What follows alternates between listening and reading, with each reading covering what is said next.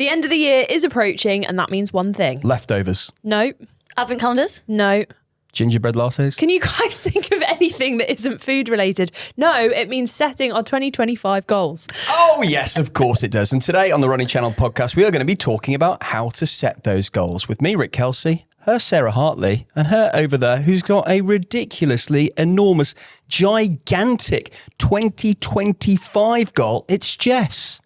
Hello. Exactly. How to set goals, how to stick with them, and also what problems you might come up while you're trying to achieve it. Let's get into it.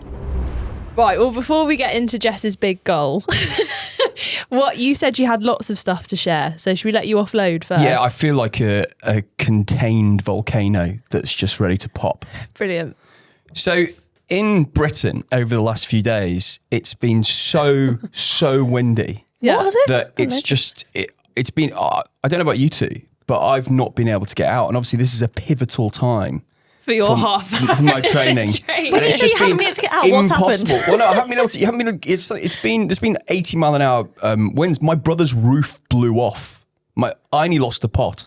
But Where does your brother live? He lives on the Wirral, and half of his roof tires were ripped off. Every time you said it so far, it's become less dramatic. His whole roof blew off. Well, one side. They had 80 mile an hour winds last week. One tile just slightly shifted to the left. Yeah, his hair moved. I thought it was called the Paradise Peninsula. Yeah, well, every time I take you lot there, it's miserable. Yeah, I'm having doubts about it. Yeah, so the weather has been truly awful. I haven't been able to get out and complete. I've only got a bit to go. You're probably listening this as I'm about to take on this latest half marathon, but it's been really hard to get out. Saying that though, I did see that you were out with Tom. My God, Tom, as in Tom from the Running Channel, has got such a distinct bum shuffle. Have you noticed? Like, I don't know anybody. I don't know anybody who runs like Tom. He's got this certain wobble to him. Like, I don't know if we always film him from a certain angle, but he's just got such a unique. You know what shape. it is? Did you watch the video? I watched it because I was confused because obviously I couldn't get out and wanted to. Oh, so you were just sat on social media watching everyone else? No, I wasn't sat on social media. I flicked to check things out. Right. And I spotted that Tom has a certain body shuffle. Do you know why it is? Go on. It's because Tom used to play football. Right. So the way that he runs, I think this has changed the way that he runs. He's also sat in the room, just shaking his head. So if you look at Tom's knees when he runs, they go out as if he was going to make like a move to like dodge round someone. So I think actually, do you remember what vertical oscillation is in running? Yeah. So Tom actually has quite a lot of vertical oscillation. He's very bouncy when he runs up and down. Whereas you're more of a just so fast. Just about that. You bet your feet don't even touch the floor. One pace, 5:20. You took the mick out of me, didn't Tom's you? nimble. You're more of just so you know when a freight train just comes past. That's how I describe. You described Tom as nimble. Yeah. I wonder. I mean, I think can you relate to this? He could beat you over 100 meters easily. I'm not even going to go down that route. Should we do it in Malaga? No, I'm not even going to go down that route. The day after the half, you v Tom. Tom's got his thumbs up. Tom's very happy about that. I'm not even going to give him any eye contact at the moment. I did do 18 kilometers last week as like my last big. Well, no, it's just part of the training plan. It's just part of my life now. I just run really pasted long. from Andy into my calendar, and it actually felt all right. But I remember before I did the Oxford Half earlier this year that the run before the half marathon, when you just go down, when you taper and you go down to 7 or 8 kilometers, was literally one of the worst runs. Yeah, and I've got that this week. And do you know why though? I don't know. Don't. So often it's because you've had to you've spent so long kind of psyching yourself up to go out for the big ones. In your head right now, are you thinking it's only 7 kilometers, easy? Yes. That's probably why, because then you go out and do it and actually no, it is still hard. Like 7K is still a long way. It's going to take a while. So I think you need to psych yourself up for this last little short run. No, I think you're right. And just one last thing before I ask you two about how you've been getting on. He talks a lot, doesn't he? The run. Jess is like, I'm not sure why I'm the Puma Run Club that we did last week. Oh yeah, the one you didn't run at. I didn't. Well, that was because I did 18. Very, very good. Thank you. Very good. She can come again. Sorry, Very I'm good. taking your place now. Very good. Actually, two more things. The Puma Run Club. Somebody showed me a little trick with Strava about how you can instantly get kudos. Oh my gosh, yes, I do that all the time. Did you know how? Do you want to explain how that works? Yeah, so if you click on someone's activity and you go into people that they ran with, you then shake your phone and then it automatically gives everyone kudos, and you can either choose just people you follow or everyone that's done the run. Isn't this amazing? So that is how I give my kudos. That's yeah, great. One of the guys Also, who you was say on the kudos. kudos. Kudos, yeah. I knew Jess would know how to work that, by the way, because she is literally Mother TRC. Yeah, but also anyone that can use like a microwave or an oven in your eyes is like technologically advanced. So I'm not really Harsh. And my last point. Oh my god, he's still going. Last point. But I'm going to throw this to you, Sarah. Look, I'm throwing you bones, both of you. The bones like withered away. You and I have just done a TLC Meets. We have. And it was fascinating for a number of reasons, wasn't it? Yeah. Yeah. So very, very interesting. Lovely throw. Yeah, that will be coming out soon. I'm not exactly sure when because I don't have my calendar in front of me. But yeah, we did a really interesting TRC Meets with an ultra runner who does 24-hour track races. So the first question was why? But it was super, super interesting. And she's learned to use the menstrual cycle as her kind of superpower in running. Yep. And the like science and the facts that she was giving us was so interesting to think about. And what it does for her timings and her confidence on the days. And like how she kind of coaches athletes as well and uses that. Very interesting. I don't think we've ever talked about anything so specific, but actually so useful. Really useful. Yeah. She's also suffered with Red S as well. So we go into what that is, how it came about, because lots of people, especially runners, do suffer with Red S. So it's really important. Which is calorie deficit, but check it out. It's coming out soon on TLC Meets. Can I talk about my running now? Go on. I went to parkrun. Despite the storm, I made it. Sorry. I know. We've reversed. You know that the world didn't end this weekend. I was just thinking, why? I was just wondering why you couldn't get out the door. All the park runs last week in North London were cancelled. Really? All the ones so it was really interesting because I went up to the Peak District this weekend. It was near Barnsley. Lovely. Great place in the world. You do get about. You do get about. I do get about. I really do. Drove up went for a lovely little long weekend, and then we were with like, I think there were like 16 people there, but they were all quite outdoorsy people. And then on the Friday night, there became certain little like, should we go to parkrun? Oh, really? Does anyone want to go to a parkrun? And I was like, yes, I am there for this parkrun. But then all of the cancellations. So we had two to choose from that were both nearby. Barnsley Parkrun. Oh, there were cancellations. And then I think the place is called Penistone. I think you're right. But obviously we pronounced it Penistone. And that parkrun was slightly more interesting because it was an out and back, whereas Barnsley Parkrun was 3 loops. Right. So personally, I would always choose an out and back over it, but Penistone Parkrun got cancelled. So then on the morning of, we were like, right, Barnsley, all in. And we got the perfect weather window for the parkrun. Sorry, I've just clicked. What? Is this the weekend away where 2 of your boyfriend's ex-partners were there? Yes. Oh my God, can I tell you a story about that? So it was only one. It was only one, to be fair. Right, so picture the scene. The wind kept the other one away. Picture the scene. Well, so far it's only one. The whole weekend I was like, have you been with anyone else in the room? So it was all of his uni mates, all in one room. I really hope none of them listen to this. So it was all of his uni mates in the room and all lovely, like met exes, lovely, really, really nice. And it was Friday to Sunday. Right. Friday night, lovely, got on really well. Saturday, again, amazing, lovely. Because of the wind, we all just stayed inside. Yeah, so it was cozy. a bit kind of, it was very reminiscent of lockdown. It was just all in this one room together for ages. Then on the Sunday, went out, did a lovely trail run with the people who we went to parkrun with, came back, got showered and kind of changed for the rest of the day, said goodbye to everyone, got in the car. The first thing that Tom said to me was, oh, by the way, I really should have told you this. You know that T-shirt that I gave you that you're wearing? Oh no. She bought it for me.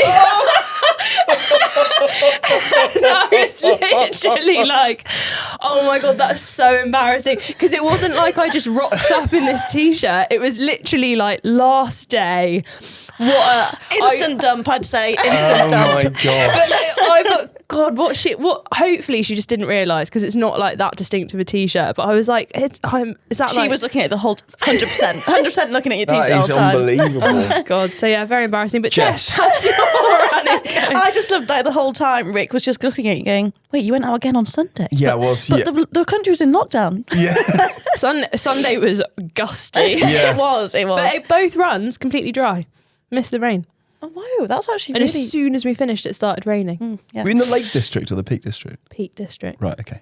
Jess, Barnsley. sorry. Oh, yeah, okay. So, I actually... Do you know what? I was in the news. You'd be proud of me for this. I was in the news at the weekend for going to a... So, Saturday, I was going to go to Battersea Park Run. Yeah. First time going. Cancelled. It was cancelled. But I was going to a 10K Christmas jumper fun run in Battersea Cancelled. Park. It was going ahead. And yeah, I got into the newspaper for wearing a Christmas jumper on a run. Oh, Like, wow. yeah. So that went ahead. What kind of newspaper are we talking about? the I'll get you the article. The It was the local paper. No, it was like the Daily Mail. Someone right. sent me the article, like, Jess, you're in the newspaper. Yeah, It's me and my possibly, it was friends. probably because who are these mad people Yeah, I going know. It outside was in quite- 80 mile an hour winds? Do you think it was put alongside though? Have you seen the thing that's circulating of there's an Irish news reporter from like 9 years ago? And you know when for some reason they just always stand make there. the news reporters stand in the yeah. storm to deliver it. She's like, watch our out. man in Fergustown get battered by hurricane. Yeah. So what? This is why you don't What? want to go outside. Yeah. Look at them struggling. So I stopped being a TV news reporter. How was the Christmas jumper Yeah, run it was then? really good. It was actually 4 laps for 10K though. So after one lap, we were all like, I was like, no, I swear we've done 3, guys. And they're like, no, we've definitely done 1. Because you know, when you just do it like for fun at a nice gentle pace. Yeah, it was quite nice actually. And then on I had a party Saturday night, so I was a bit hungover. You went out again? Sunday morning. I know, who am I, honestly? Every weekend. So Sunday, yeah, my housemates, 2 of them came in about 5 times each to try and wake me up. I was literally like, nope, I'm not having a hangover. I am sleeping in. Nice. So eventually woke up and my friend was waiting for me to go and do 30K. And I was like, do you know what? I've got a big week ahead. I've got a couple of halves to do. Like, I'm not coming on that. So I was like, I'll meet you in half an hour. An hour and a half later, I met him along the Thames and I was like, I'll do 12. That's plenty. 12 is plenty. Yeah, 12 is plenty. So yeah, 12 we is- braved the storm. It did rain, but I actually quite liked it. It was like icy rain, but you know, like a hat and a hood and a raincoat. You know, pretty good. Well done for getting out. Well done, you two. Yeah. I'm proud of you. Thank you. Should we talk about how to make a 2025 running goal and stick to it? Yes, Let's do that. definitely. Because so I told Rick the topic for this podcast episode last week, and you were like, "God, it's a bit early, isn't it, to do 2025 It's goals?" December. But I think People are thinking, everyone is aren't they? talking about this Yeah. at the moment. So how do you go about setting your goals, Rick? Well, it's definitely changed over the last couple of years, but I have got a 2025 running goal, and it's based on what has been happening this year. So I certainly wouldn't have thought at the beginning of 2024 that I would be doing 2 half marathons. So I'm going to, after building up to a higher distance, in 2025, I'm going to try and run sub 22:30 for a 5K. Nice. I thought Yeah. you'd be going for like 22:35. You know, just to make it a bit different. Well, Five past 30, 22. Because I had that odd run a couple of weeks ago where I got relatively close to that, but I thought, right, well, let's make a serious attempt to do that. And I do think actually how do you go about that? Well, you completely change your training, don't you? Because we've been talking about how half marathons have a certain type of training, and actually throughout that, because you're running at a slower pace, in my case, only 1 pace reg. Mm-hmm. Yeah. When you find yourselves most of the time doing a 5K or a shorter pace, I find like it's almost like a different sport some ways. So you have to be training for that. Yeah. So as part of setting your goals, you've got to then align your training plan to do that. And for me, that's going to mean intervals, faster stuff, shorter stuff, and working that into a week. instead of like the big long run, which is what the second half of 2024 has been like. What's your goal? Mine's probably quite similar to you. So I'm stuck because for the exact reason that you said, there are so many options and you can't train for everything all at once. No, you can't. I think you kind of have to think of it. You know, when we were talking to Andy about functional overreaching. So in order to get better, you need to do just a little bit more in order for your body to adapt and then be able to achieve that goal. That's what's making it difficult for me to choose my goal, because I would love the one kind of number that I'm fixated on that I would love to try and beat would be a sub 20 minute 5k. In order to get to that, I need to sort out my foot, which is much better, like zero pain over the weekend, but I've essentially got myself in a bit of a pickle where I've got two kind of separate injuries at the moment that both need the opposite things in order to get them better. So I'm working through that, but then I kind of want to build up the speed and get a little bit faster. But I also kind of want to do a lot more trail running next year. But to achieve that goal, Sarah, what would you have to do? So what would you have to stick at? What would be your mantra, your motivation? What would your training plan? How often would you have to be getting out to achieve that? So I've done 2 weeks of training, and that's for the 5k, which obviously I've lost that fitness now. But so I was training with Andy's old coach, Andy Hobdell, or still current coach. And I love his training because it's so formulaic, and actually the thing that changes a little bit, there's kind of like a baseline which you can kind of come to expect. And then what's really changing every week are the kind of faster sessions. So I know that I'm probably going to start the week off with like 5 miles easy to steady, and then finish the week off with a 10-mile run as you feel run. So currently what I'm trying to do is to build up like those two distances consistently so that I can then jump back into the training. And then amongst that, I would then have 2 other runs, one more of like a speed session, and then one which might be an easy run, might be a kind of faster session. But I think it's just fast. So 3 runs a week? 4. 4? 4, yeah. And then, but only 1 speed session of those? Yeah, 4. Probably. It might be sometimes that the second one is a bit more of like a tempo run. So it might be kind of 2 easier runs and then 2 faster runs.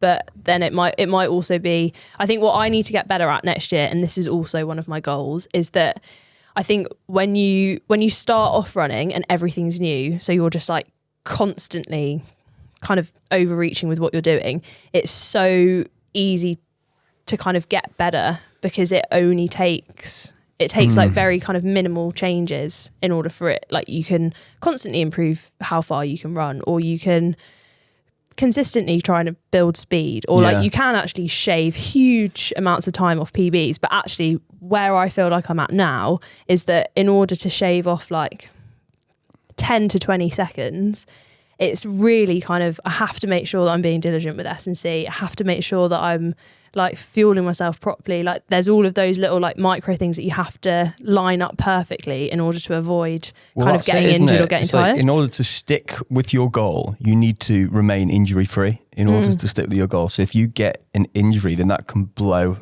everything really. Yeah. So I saw Lizzie Dimon did an Instagram post over the weekend talking about her like realistic goals for 2025. So obviously like there's loads of different ways to set your goals as well. It might be that they're time based, like we've just said. It might be that they're race based, so like completing something. Or as well, I think it's so good to set a goal which is like try and avoid injury. Or like her one was try and reduce kind of like back pain. So because I know that she struggled with that this year. That's a much better goal than a time. Yeah, because it's also like, it's so rewarding, right? Because if you're like striving all the time for these things where injury might come in the way of it and kind of delay things or like waylay you. I got rid of back pain just from doing planks for a minute every day for a year. You did a plank. I actually can't imagine you doing a plank. I was just thinking that. I was like, gosh, I can't imagine you. Do you know what? In Malaga, we're going to have a great time. You're doing a plank challenge. Seriously, you did it every day for a year. No, you didn't miss any days. What about when you...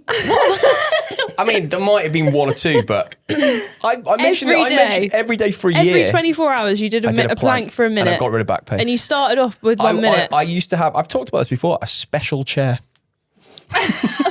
You still do, I used to have a special chair. When I was at the BBC, I had a special chair because I literally couldn't sit down for more than 10 minutes. I mean, that was maybe something else. But It's funny. That kind of rings true. But then I went to a physio, like an in-house physio, and then we started talking about how I could build up my core, and I started planking, and it really helped. And I thought, just keep going. Was this in the era of? This is not that long ago. This is 5 years ago. I bet you remember 4 years ago. But do you remember when it was a thing where people would just is that what it's called? Where you just plank on like random objects? Oh yeah. I remember going to a wedding where like all the photos I have from this wedding are just like people planking on a water fountain. First thing in the morning. Did you build up from a minute, or did you stay at a minute? Because once you've done that for a few weeks, I moved to a ball. You should probably to a ball, 45 seconds on a ball, which is harder than a minute. That is flat. hard. But I always did it the second I got out of bed. The first thing I did in the morning before I did anything. You didn't even wee. Didn't do anything. I literally rolled out of bed. Didn't stand up. I didn't stand up. I rolled out of bed onto the slither of carpet along the side of my bed. Sorry, so you just like, it's plank time. Toasted the king and did a plank. Oh my God, I would seriously, love to be a fly on the wall in your household. I did it for a year and it did work. Anyway, that's a really good goal, actually, injury-free and removing back pain. Jess, your goal for 2025. Well, I was just going to say that, actually, it's so true, because I think you always think of everything you need to do, and this can be a really scary time of year. I think I always find it quite scary, where everyone's thinking like, what are your goals and everything, when actually, like, if you think of everything at once and you think, okay, well, I want to get a faster time, but I also want to do trail running and I also don't want to get injured, it can be quite overwhelming, right? So then it can be really scary. Whereas, like, for example, trail running could actually really complement your 5K, because those easy runs could be out on the trails, and you start off with, because it does actually use a lot of different muscles. I love trail running, but it's quite knackering, isn't it? It is hard. It's like, I see what you mean. I feel like I've run like a marathon today and you ran like 5K, and it just doesn't compare, does it, to road running? So I think, like, I love that. It kind of keeps the variety of things. So actually, you can look at your goals and see how they'll fit together and how they'll complement each other. And as long as you're not going too crazy, I think it's a great mix. Well, speaking of too crazy and scary goals, do you want to share what your 2025 goal is? Yeah, maybe this is why I'm scared of setting goals, because I've set two scary ones. I can't believe I'm actually going to tell everyone I don't know what this is. Yeah, I don't know if I should share. No. Oh, buckle in, Rick. Yeah. So I want to run 42 marathons in 2025. What? Yeah. 42 marathons? Why do you want to do that? Well, okay, so it's actually quite a sentimental thing that does not make sense to anyone else. But people, I'm not sure if anyone knows this, but I think it was, well, I should probably think of how many years ago this was, right? But 3 years ago, my eldest brother died. And next April, he would turn 42. Oh, this is brilliant. And I thought, a marathon is 42K. He'd be 42. Why not do 42 marathons in the year?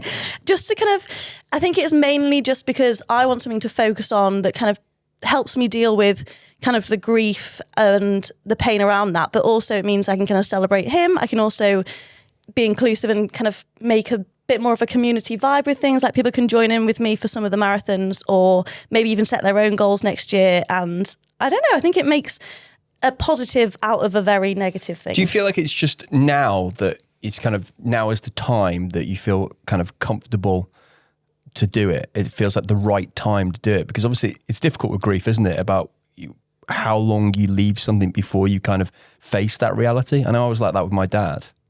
Yeah, definitely. I think straight away, I think I probably used running to kind of help me, but it's not necessarily in the right way.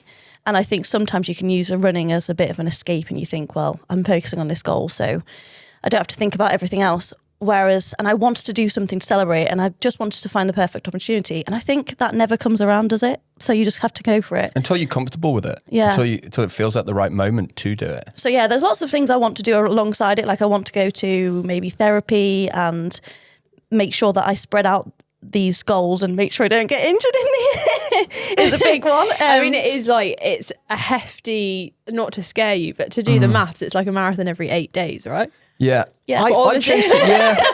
I mean, I'm sweating thinking about it. I knew I shouldn't have worn a jumper. But I think it's such like a wonderful thing to be doing. And how have you, so that's like the kind of big goal. And I guess so we've all got like the goals that we want to do. How do you set about planning that, structuring the year, making sure that you're kind of motivated and doing it in a way that means you're not going to get to kind of 42 days until the end of 2025 and go, right, bye guys. Yeah. Great, I'm off to run them in a row. No, that is the thing that I'm still working on, to be honest, but I'm trying to do it where I don't necessarily do it every 8 days. I'll do it where some weeks, maybe I'll do a few in the week. So if I want to do kind of like a multi-day ultra, then I could do kind of 5 in a row. But then some weeks I'll definitely like have a complete rest week. And just that helps with the variety, but also helps me to stay injury free. And as long as I'm building up to those longer distances, like, well, as the year goes on, I'll get fitter, hopefully. So. You're fit already, Jessie.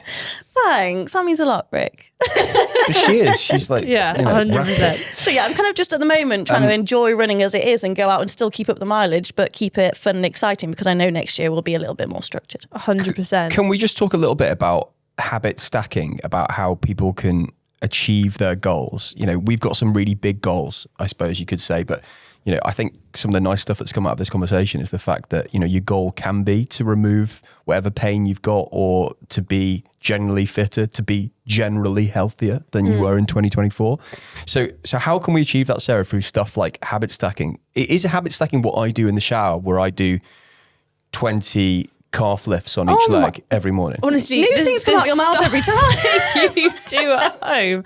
I roll out of bed, I do my plank, don't do the planks then anymore. I get up, then I walk to the shower, then I do my 20 calf raises, then I go downstairs, I nod to the pictures of the royal family in my household, then I make my coffee. Whilst I make my coffee, I do a wall sit for 2 minutes. Do you have grippy bits on your shower? Because I'm quite scared of these calf raises. Is it not a bit Yeah, that slippy? is- I don't drink try this coffee. at home. Rick has some interesting habits. Well, that's a good thing. Yeah. Let's talk about habit stacking quickly. So this is a really good tip, because we were thinking about, it might be for all of us, like, we're motivated, we are amongst runners every single day. That does not mean that we don't have the days where we come in and just go, I cannot be bothered to go for a run today.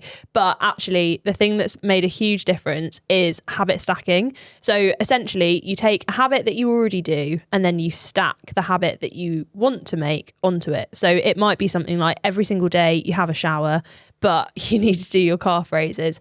Or it might be like, if you're revising for an exam, it might be that you run over in your head the bits of the exam, or you could like stick post-it notes to the outside of your shower. That's kind of where it comes from. If you were then going to apply it to running, it might be that every single morning you get out of bed and go downstairs, could you then lay your running kit out downstairs so that you're like walking straight down into your running kit, straight out the door? Or is it every single day I'm thinking of like America, where, you know, they have like their letterboxes at the end of the garden. Oh, could it be like, so it's Tuesday, so you Tuesday you set aside as your gym day? Yeah. So this, you build upon a habit. So you've started going Tuesdays, you're right, I couldn't go because something came up this Tuesday, so I'm going to go on Wednesday. So that I need to complete that habit this week. Yeah, but it's essentially, it's taking something that like isn't a habit, because if you're running once and your goal for 2025 is to run 3 times a week, for example, it's quite hard to add that in if you're not used to it. Yeah. And I think it's like 30 days to form a habit or something like that. So what can you add on? Is it, on a long run, I need to remember to fuel. So I know I'm always going out on my long run. Now I'm going to start taking out fuel to get used to it. Do you know what? Like 2024, I generally feel like, because you and Andy know a lot more about running in general than I do. No. But 2024, I have definitely learned how to fuel much better. Good. Yeah. So that is, I can look back at the end of this year and go, I learnt one thing. One other thing, because so what you could do as well, this is how I habit stack. Every week I listen to a podcast. I don't listen back to this one, but obviously if I wasn't already experiencing it, I love lots of, you know what I'm actually really interested in the moment? The whole weekend on car journeys, I was listening to The Rest is History. Oh, really? Just to give me, because we played Trivial Pursuit and I got no questions right. Right, she did Rest is History. I listened to The Rest is Money. It's good. But if you listen to something like that, or if your favourite artist drops a new album, stack your wanting to listen to something with going on a run. So then you form a habit that you already have with going out on a run. Nice. But anyway, News? Then questions?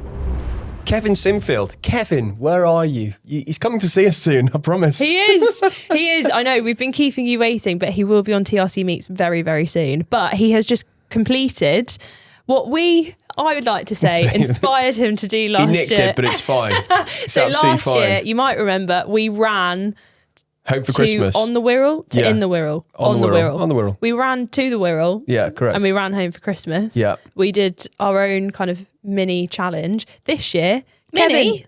Mini. Massive. Mammoth. 3 days worth of running. Yeah. It was a lot. Didn't do it this year. But Kevin he ran home for Christmas. He did 7 ultras in 7 days, raised over $1 million for MND, motor neuron disease charity, and ran 230 miles. Okay, I can see why you're calling ours mini now, actually. That's quite a lot. Yeah. I mean, we did more miles, but less each. I did watch a little bit of it on BBC Breakfast, and he's got a certain, I can't wait to speak to him about this, but he's got a certain calm about him, Kev Sinfield. He's like an aura of, I'm committed, you know, he thinks of his friend Rob Burrows, but just kind of, the challenge is enormous, but he got up every morning, he's like, yeah, I've got a lot of pain going on in my body, I'm struggling here, but just very disciplined, calm and confidence, a silent confidence about the man. Which I think you need for a challenge like that. You have to be so sure that you're going to do it, not let that doubt trickle in. Also, European cross-country championship. Was Andy Hobdell's athletes involved with this? They were, and there is an incredible video of Andy Hobdell running between the different sections, and he just runs off and his phone falls out of his pocket. I saw that. He just kept running. He didn't go back for it. So dedicated. But yeah, incredible performances from Andy Hobdell's athletes and for Team GB as a whole. But we have to shout out Inga Britson, who, when I saw the photos, I don't think I followed the cross country last year, but because I'm just so used to seeing Inga Britson on a track, I was like, oh, he's all muddy. Why isn't he on a track? When you see someone out of place, it's like if you saw Andy in the middle of a rugby pitch. Yeah. I'd be like, get out of the way. You're going to get hurt. Mate, you're going to snap. But yeah, incredible performances. Inga Britson won the 7.5 kilometre race in 22 minutes and 16 seconds. And Batacletti, who I think you talked to. Yeah, I did, yeah. You did. Yeah. Won the women's 7.5k race in 25 minutes and 43 seconds. She was really nice. Which was my parkrun time at the weekend. Yeah. So just she was on the podcast a bit. 2.5k further. Yeah, she was on the podcast. She was on the podcast, in the summer, yeah. Right, questions. Rob, where he's from is unknown. Did you write that? I did write that. I just knew you'd be upset, but I quite like the question. Rob, wherever you're from, let us know. I've got a question that's been weighing on my mind for a while. If you run a marathon and as you cross the finish line, your watch said 41.9 kilometres, would you continue running 300 metres to hit the 42.2 kilometres for Strava? Is this something that happens? And would you do the opposite and stop the run for the best time if your watch said 42.2 and you were 100 metres from the finish line? Course distances must vary a bit depending on whether you're on the best racing line for that event. Right. This is such a good question. Such a good question. Okay. Oh, Rick's going to be I want to know your answer controversial. actually, Rick, because I've got a definite answer for this. Well, the second part of Rob's question, no, you're not going to stop 100 metres before the finish line. No, you can't do that. I have seen some people, not you, Sarah, but finish a race and then go on and finish something for Strava. I think that is madness. Yeah, if you have to carry on running with a medal around your neck. No, I'd do it. I'd do it. Really? No shame. I was going to say, no shame. I know you. Well, for every one of your 42 marathons. Oh yeah, I can't year. stop before 42.2. Yeah, that's fair. But there won't be a finish line with a medal, Jess, though, will there? Whereas no. if you got to a finish line, so if you get to the finish line this week in Spain, and you've not completed the full distance, are you going to keep jogging, running? Yeah. Really? Trotting? Well, I don't know. I think it depends because sometimes you actually can't. You know, like London Marathon, you actually can't run. You drill down, a bit, you get the real answer. Go in a little bit deeper. You? I think you would. Because otherwise, imagine you get a P. Oh, no, actually, yeah. You know what I want to know though? So you know on Strava, you can list it as like a training run or a race or whatever. Yeah. I want to know that if it is short and you change it to a race, will it recognise that it's a race and just longer? Yes. But it's all irrelevant because what's on your wrist is not the real time. The race is the real time. Yeah, however, there are plenty of instances where we've talked about them. Races are mainly like marathons being too long. Yeah, so but you can't take the Strava time over the chip time. So actually, but you could message Strava and say, please, can you bump that up to the full distance for me because I did it in a race. Has anyone done that? Message Strava. Jess's face. Jess is like, yeah, you should see my support section tab on Strava. Morning, I know it says 7.9, but I did run 8K. I actually know someone that has, but I haven't personally. Okay. A friend of a friend. Yusing from Tokyo. I've got a question about the best approach to taking 180-degree hairpin turns in road races. I noticed that most runners around me tend to keep a running line very close to the barrier, slowing down to nearly a stop to make the turn and then accelerating back up after the turn. I prefer taking a wide approach, the longer route, but not slowing down as much. Does running science say if one approach is better? And a bonus question... Should I do the bonus question after? Yeah, I think that's a separate question. Yeah. I would say, I mean, we haven't done any kind of scientific experiment on this, but I would say it's got to be down to personal preference and what shoes you're wearing. If you're wearing a super high stack height shoe and you can't do a quick turn, then probably taking a wide approach is going to be better. Equally, if you are nimble, if you're a Tom Dunn and you can just and get round a bit quick, then that'll do what's best for you. I think. Well, yeah, I was going to say it as if I knew the science then, but I don't. I was going to say, definitely better to take a wide turn. Just because otherwise it's like intervals, isn't it? You're stopping, starting, having to sprint to go up, and that's hard in a race. Yeah. For me, it's weather dependent. So if I lick my finger and test the wind. If it's wet, I would take the wide. Yeah. But if it's dry and I know I can safely hairpin it, then I would hop around. You know what we should do? We should do this as a test. We should actually. All we need is one cone and then do a time trial to do it both ways. Either you take a wide or you take a tight. Should we do that? Yeah. I think, should we do it? We have to do it with a few cones, right? And then we do a few wide yeah. Okay, I mean, right. Naturally you'd think. Answer is coming. Yeah. Naturally you'd think that just hopping around the corner would be quicker. But if you've got to slow down so much that... And then you have to think about run around the wide. The hazard of maybe tripping over each other, you know, if you're little dominoes effect. You do have to account for other people. I mentioned there was a bonus question. Oh, yeah. My children are on the young end of the spectrum, and I've noticed something peculiar with their habits. They're consistent followers of the sock shoe cult. Is it my duty as a parent to intervene? Or would doing so be the equivalent of forcing a child to be right-handed after exhibiting left-hand dominance? No, there's a right way of doing things. However, I am speaking as someone that uses cutlery the wrong way around. So no way. Yeah, oh gosh, I know. Oh, Tom really meerkatted about that. he does it wrong as well, so he's never noticed. So when I get to a restaurant, I'm that awkward person that will swap the knife and fork when I sit down. I don't eat at posh places where there are multiple, so it's fine. I just work your way inwards. I would honestly say you don't need to kind of reference it to the children, but maybe as they're young, let's just lead by example, just and when they are getting dressed, just give them the socks, and then don't give them the shoes until they've had both socks on. Or do it for 30 days. Because habit stack. Habit stack it. Because they're children, does it mean that they are doing it the correct way around? Because nature is taking its course. No. There's nothing. There is nothing at all in nature about having one foot which has a sock and a shoe on it, and one foot bare to the elements. I have a question. You know, if you're outside, you put your sock on. You need to put your shoe on. No, you balance. Well, yeah. Sorry, I see what you mean. You're outside. You're not gonna put both socks on, are you? Exactly. You have to put the sock on, then the I shoe, think and then that's balance. okay, There actually. are some exceptions to the rule, but But you could sit in a car boot, yeah, and do it, Or on a you would need a bench. car for that. or a trunk if you're listening in the States. on a log.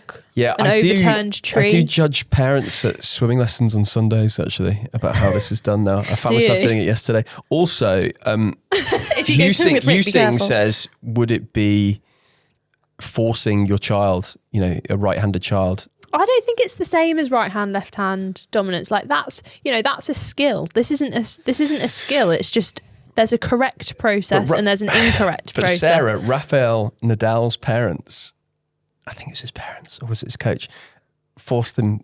He was a right-handed kid to play tennis with his left hand. Yeah, Hence I mean he that's. didn't have a weakness. Oh yeah, but that's I just see what you balancing mean. it. So you got both. But no, I mean, the I strongest. don't know anybody else who's forced their kid to do that. But there you go. Maybe it wasn't his parents. Maybe it was his coach. Let's not accuse them if it wasn't his parents. Rick Kelsey reporting for BBC yes. News. That was fun. That was fun. That was very long. Sorry. Yeah, thanks You're for having me on welcome. that. Maybe, did I make you awful? No, I think there was a lot of emotion in that. That was great. I enjoyed it. Very good. I learned a lot about your habits, Rick. Yeah, probably gave too much away, didn't I? Do email in podcast@therunningchannel.com with your goals for 2025 and if you have any questions about any of ours, and we will see you next week. Bye.